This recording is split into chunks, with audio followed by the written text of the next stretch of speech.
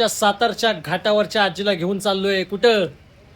मालवण मालवण. दर्या डोंगरात वाढलेल्या ह्या आमच्या आजीला लय वर्षापासनं मालवण आणि दर्या बघायची लय इच्छा होती. म्हणून मग हिरव्यागार मालवणच्या धर्तीवर आम्ही आजीला घेऊन गेलो. तिथं लाल मातीत पहिलं पाऊल पडल्यावर आजी निसर्ग बघून लय हराकली.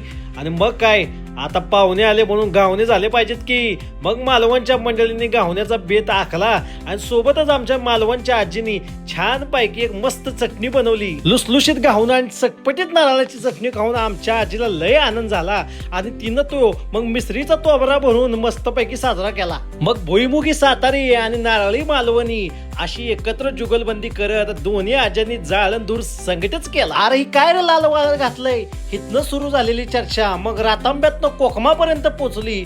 दुपारी मग मस्त पैकी आमच्या आजीनं तांदळाची पेज वरपली आणि मग आम्ही निघालो तिचं स्वप्न पूर्ण करायला. जन्मभर दुष्काळी भागात राबून तडकलेल्या जमिनीवर चालणारे तिचे पाय जेव्हा वल्या थंडगार वाळूमध्ये पडले तेव्हा तिच्यातलं लहान मूल आपसुकच जाग झालं आणि त्याच्या भेटीला यो मालवणचा दर्या बी आला. काय कसं काय बरं आहे का असं म्हणत दोघांनी बी एकमेकांना रामराम केला. आणि ह्या आमच्या 80 पार केलेल्या आजीला यो दगड पार करणं काही एवढी मोठी गोष्ट नव्हती हो. लेकीशी बोलावं तसं आजीनं दर्याच्या लाटांशी गुज गोष्टीन गोड गप्पा मारल्या आणि मग त्याचा निरोप घेऊन आम्ही निघालो. वाटेत सुर्के कोकम सरबत पिऊन मग रातच्याला जो वाडीमध्ये कोंबड्याचा बेत केला होता त्यासाठी आजीनं ज्वारीच्या मौशार भाकऱ्या थापल्या आणि कोंबडा आणि भाकरी मस्त ताव मारला.